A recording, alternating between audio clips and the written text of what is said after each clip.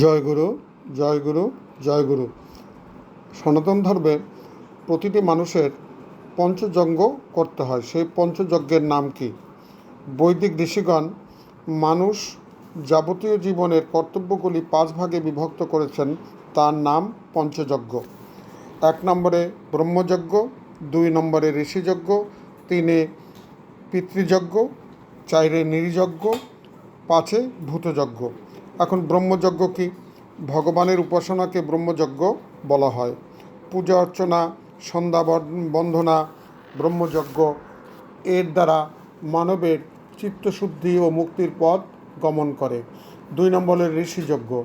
ঋষিযজ্ঞ হলো শাস্ত্র গ্রন্থ পাঠ করাকে বলা হয় ঋষিযজ্ঞ। সকল সনাতনী হিন্দুদের বেদ, উপনিষদ, শ্রীমদ্ ভগবদ্ গীতা, চণ্ডী, ভাগবত ইত্যাদি গ্রন্থ পাঠ করতে হয়। নিজে পড়ে অন্যকে উৎসাহিত করতে হয়। পড়তে না জানলে অন্যের দ্বারা পড়িয়ে শ্রবণ করতে হয়। 3 নম্বর হলো পিতৃযজ্ঞ। পিতৃযজ্ঞ হলো শ্রাদ্ধ ও তর্পণ করাকে পিতৃযজ্ঞ বলে। তর্পণ বিধি অনুসারে মাসিক, ত্রৈমাসিক, বাৎসরিক শ্রদ্ধাদি করলে পিতৃ ঋণ পরিশোধ হয়। পিতামাতার জীবিত অবস্থায় তার সেবা করলেও পিতৃযজ্ঞ হয়। 4 নম্বরে নৃযজ্ঞ। নৃযজ্ঞ কি?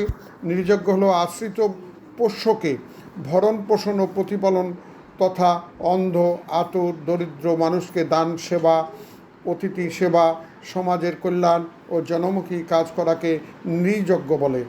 ভূতযজ্ঞ। ভূতযজ্ঞ কি? প্রাণীদিগকে সেবা করা, যেমন গো, মহিষ, কুকুর, বিড়াল ইত্যাদি প্রাণী, বৃক্ষ, উদ্ভিদ ইত্যাদি খাদ্য পানীয় দ্বারা সেবা করাকে বা পোষণ করাকে বলা হয় ভূতযজ্ঞ। আমাদের সনাতন ধর্মাবলম্বী সকলেরই এই 5টি কর্মের মধ্যে থাকতে হয়। তাই আপনারা সকলে এই 5টি যজ্ঞ মেনে চলবেন।